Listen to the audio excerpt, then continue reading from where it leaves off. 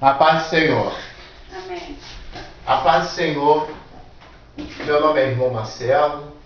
Eu estou aqui mais um dia, graças a Deus, reunindo toda a fonte da água da vida, que é a palavra de Deus. Meus amigos, me desculpem pelo tempo sem fazer vídeo, porque a minha vida, como a de muitos hoje em dia, neste século, de tantos acontecimentos e transformações políticas e religiosas, dias difíceis, irmão, muitos difíceis, E atravessando um período difícil, dificuldade, resolvendo problemas na justiça, hospital, médico, uma série de coisas, e o desemprego, enfim, meu irmão, só a graça de Deus em nossa vida. Então, estou tirando um minuto aqui para poder compartilhar com vocês todo aquele conhecimento, todo aquele evangelho simples, irmão. Meus irmãos, o nosso evangelho é um evangelho simples. Nosso evangelho ele não tem esse enfeite todo, porque cada uma religião se tornou hoje uma seita. Na grande verdade, cada religião hoje se tornou uma seita, coberta de valores, trazida de costumes de homens. E muitas pessoas, elas já endureceram o ouvido para a palavra de Deus. Mas, irmão, quando eu falo que o Evangelho de Deus é simples, é como uma simples palavra. Um simples conceito moral e cívico. Aquilo que a gente aprende quando criança. Aquilo quando a gente escuta e guarda dentro do coração. Porque a palavra de Deus diz assim: porfiai por entrar pela porta estreita, porque muitos tentarão, mas não poderão. Muitas pessoas pensam que essa porta estreita é você andar de terno, de calça, não usar bermuda, sua esposa não pentear cabelo, só amarrar um coque, ficar com o cabelo duro, não passar o creme, não tratar, não se pintar, porque a pintura é do inferno, porque fulano de tal desceu do inferno. Se eu postasse um vídeo, eu tenho vídeos que Deus me deu visão e sonhos, mas se eu contasse sonhos e revelações, que fui no inferno e vi lá o tranca não sei o quê, o jumento do tranca, o tranca zinca, o tranca borda, o tranca vestido, o tranca boca, o tranca orelha. Ah, meu irmão, ia ter milhares de visualizações. Porque as pessoas são ascéticas em querer saber o futuro, em querer saber o que o diabo está fazendo.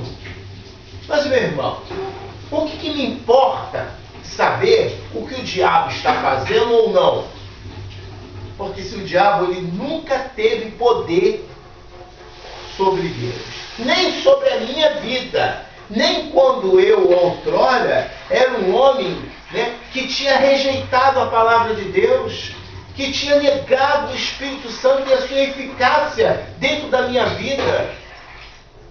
E, no entanto, Deus não vai deixar de ser Deus nunca na minha vida. Ele sempre vai ser o mesmo Deus de hoje, o de ontem e o de sempre. Antes, por não ter conhecimento da palavra, mas ter o propósito de Deus ter me escolhido pela misericórdia, Ele também te escolheu com essa mesma magnitude. Porque tudo que procede dentro do coração sai pela tua boca. Porque já é provado cientificamente que o coração também pensa. Então, muitas pessoas, elas são metodicamente preparadas a acreditar no sistema. Durante séculos, a Igreja Católica, desde o início de Constantino, foi nos ensinado muitas tradições, e que hoje elas fazem parte de um costume literário dentro da nossa cultura. 22 de abril de 1500. Segue-se a história colocada que o Brasil foi descoberto por Portugal. Mas as evidências históricas de Vasco da Gama, né, e Pero Vaz de Caminha, fazendo aquela carta, e Vasco da Gama, muito antes, descobrindo o caminho pelas Índias, porque Constantinopla tinha sido invadida pelos povos árabes e otomanos, que tomaram Constantinopla, né? O último local do Império Romano que ainda se concentrava na Mesopotâmia. Cristóvão Colombo descobriu as Américas. Mas como Portugal sozinha poderia descobrir o Brasil? Meus irmãos, se vocês pararem para entender, vamos resumir só uma coisa. A Inglaterra era a maior frota marítima na época, juntamente com a Espanha. Havia um acordo entre Espanha e Inglaterra, como também houve conflito entre essas duas nações. Mas na época houve um acordo. E o centro de Palos, do Porto de Palos, em Portugal, era o centro de pesquisa naval, mas ele recebia os recursos dessas nações. Quando o Brasil foi descoberto, né, e com o passar dos anos, nós vemos que nós recebemos a influência da cultura portuguesa, da cultura árabe, da cultura africana, né, e muitos outros predecedentes da nossa história depois da República, os colonos que chegaram aqui em 1919, né, na guerra que se estendia, a guerra que se estendeu até 1918, que foi iniciada em 1914 na Europa. E todas essas histórias que nós vemos também trazem a história dos colonos italianos, dos holandeses e por aí afora. A nossa cultura brasileira é cheia de mistiçagem. Temos aí, dos povos egípcios, né? Nós temos os ciganos, que se misturaram, né, à cultura africana, que por sua vez tem a nossa descendência, que é Umbanda, Quimbanda, que vem daí Quimbanda e por aí afora. Agora vamos falar da Igreja Católica. A Igreja Católica, quando veio aqui, os papas e os freis, né, faziam que os índios, né, obrigassem a atender aquilo que a corte real, ou que o imperialismo, né, o que se imperava é o imperialismo igual a hoje. Mas vamos falar um pouquinho dessa monarquia absoluta que predominou na Europa e que predominou no Brasil. A monarquia absoluta, ela tinha, por sua vez, né, a oligarquia da Igreja Católica, que tinha as suas cidades satélites. Para entender isso, temos que entender a história que precedeu Roma. Roma de Constantino, ano 300. A Roma de Constantino, no ano 300, né, tinha como a finalidade conciliar os povos cristãos dentro de Roma.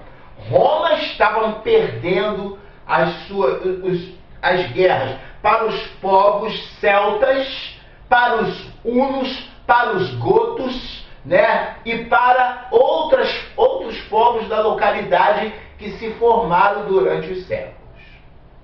No ano 300, Constantino, com muita habilidade, um homem que foi formado na escola de ciência na Suíça, em teologia, que presume a ciência dos gregos para estudar Zeus e seus irmãos.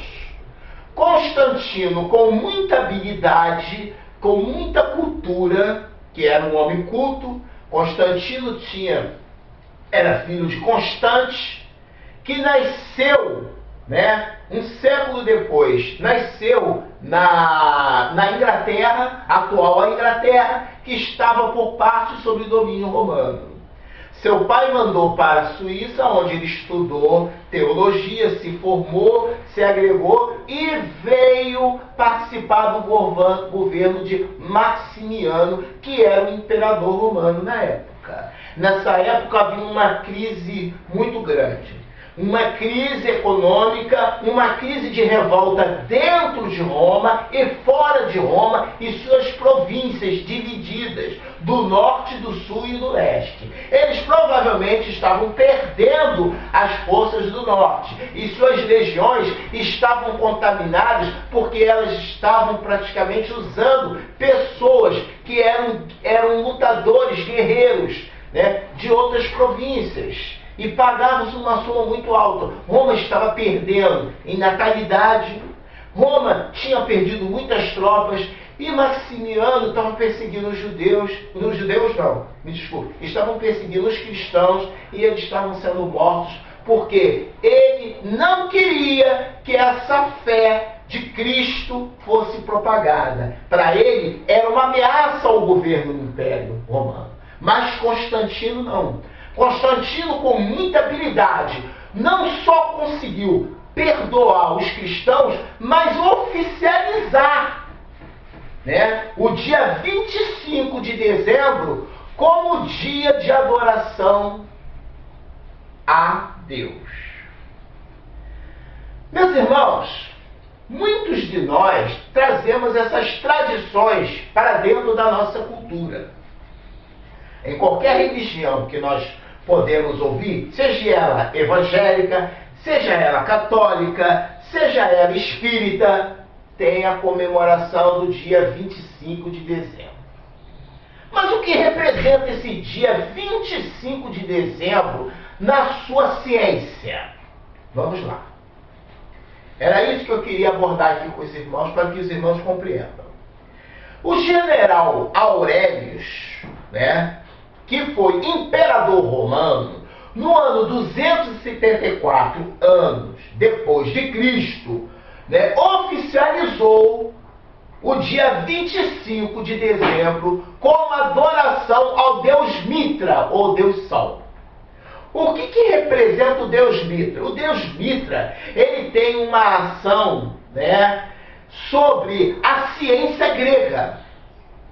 Os deuses da ciência grega mitológica falam que o deus Sol significa o deus do nascimento, porque através do Sol tem-se energia para que as plantações cresçam, para que nossos ossos fiquem mais fortes e para que os animais nos campos possam também adquirir essa força. Se nós pararmos para raciocinar, essa evidência científica, história e mitológica dá dentro da nossa forma da crença, da fé católica, embutida em todas as religiões cristãs até hoje. Meus amigos, devemos prestar muita atenção, porque isso é uma coisa muito séria. Vamos lá. O ano 274, né, era um ano conturbado, a qual o general Aurelius estava tentando recuperar, né, a essência do valor dos deuses romanos, que têm descendência dos deuses gregos, que são praticamente a mesma cultura. O que acontece? Que ele tinha essa ideia e queria unir ele como imperador, um ditador, querendo recuperar o quê? O que Roma representou. Porque Roma, nessa época, já tinha perdido muitas províncias. E houve outro levante no Oriente, a qual ele foi obrigado a levantar uma legião e acabou sendo assassinado. Depois veio Constantino. E Constantino acabou de oficializar essa magnitude dessa ciência, a qual a Igreja Católica fez isso durante séculos para manter o domínio romano, que é o quê? A adoração a esses deuses camuflados. Nós vemos que isso se propagou hoje em todas as nações do mundo. Podemos aí excluir a Coreia do Norte, né? E mais 2 países praticamente, mas na Rússia, que sempre era um país comunista, hoje não é mais, né? Na China, que é um país comunista, capitalista, de forma feudal, né? se propagam alguma coisa lá de Papai Noel e por aí afora. Meus irmãos, nós devemos entender que a palavra de Deus diz o quê? Que devemos adorar a Deus em espírito e verdade. E que fora dele não há outro Deus. Quando nós fazemos, o dia 25 de dezembro, uma relação com o nascimento de Jesus Cristo, estamos falando sobre a adoração escolhida pelos cientistas gregos e romanos, né, ao Deus Mitra, ao Deus Sol. No nosso entendimento natural, se não analisarmos essa linha perpendicular e majoritária, não vamos nunca entender que nós estamos fazendo uma idolatria. E quando você idolatra essa imagem do Deus Mitra, ou esse dia 25 de dezembro, você, mesmo achando que não tem importância, você está cometendo um pecado. E há pecados, meu amigo, que eles são tão insensíveis, tão imperceptíveis, mas fazem parte de nossa cultura social, da forma que você lê, da forma que você pensa. Então, meus irmãos, devemos entender que devemos diferenciar esses atos, dessas associações que hoje fazem parte do costume de muitas religiões por falta de conhecimento e reis. É o que está acontecendo. Deus não estipulou um dia para nós adorarmos, nem domingo, nem sábado, porque a Bíblia fala que devemos adorar a Deus a todo momento e fora de tempo, assim como devemos pregar a palavra de Deus. Então nós devemos entender que há coisas que parecem ser normais, mas não são. Ah, mas aí você quer acabar com uma tradição, que é a minha família, que não sei o que, meu irmão. Não pague o preço da sua família. Você não nasceu para ser escravo de um sistema, porque o sistema nos escravizou. Vamos parar para raciocinar como é que o nosso povo é tão escravo em sua essência. Os donos de engenhos, grandes latifundiários, queriam se ver livre dos impostos pagos a Portugal, à corte real. E cada escravo custava, né, eu não sei se era por mês ou se era por ano, um certo tributo, que era o imposto pagado por cada capitania. Isso era dividido, cada dono de gente, uma porcentagem. Princesa Isabel foi usada, né, pela corte real, assinando o quê? Fazendo que o escravo fosse livre. Ele não seria mais escravo. Para muitos, isso é o início da liberdade. Mas será mesmo? Hoje nós vemos a mesma coisa. As religiões, as classes políticas fazendo a mesma coisa, querendo nos convencer que nós estamos livres e libertos do sistema, criando e tentando associar um lado mal, um lado destruidor, enquanto o outro lado é o lado mais seguro, mais certo. Meus irmãos, lados não existem. O que existe é a sua posição. Qual é a sua posição hoje diante dessa sociedade? Você é alienado? Você é da Assembleia? Você é da Batista? Você é da Presbiteriana? Você é da Casa da Bênção? Você é da Universal? Você é da Cristo Vive? Você é do Deus e Amor? Você é da Igreja Cristã? Você é isso? Você é aquilo? Você é aquele? ou você é de Cristo Jesus? Meus amigos, muitos aí tentam associar as coisas e não pensam. Na época, os donos de engenho, os grandes latifundiários, sabiam muito bem que os escravos, recebendo a carta, né? A carta não, a lei, eu não digo nem a carta foi muito antes, a lei que ficariam livres, posteriormente eles também ficariam livres do tal imposto cobrado. Por que, meu irmão? Do que servia o negro ficar livre? O que servia ele?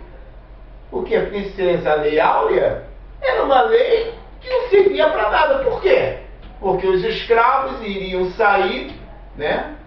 Sair daquelas fazendas, né? Das fazendas de café, de açúcar, não interessa o que seja. E iam fazer o quê? Iam trabalhar o quê? Iam comer o quê? Pelo amor de Deus, gente. Devemos ler os livros, mas ler com atenção. Ver o contexto da história. Tem gente que gosta de ler uma frasezinha.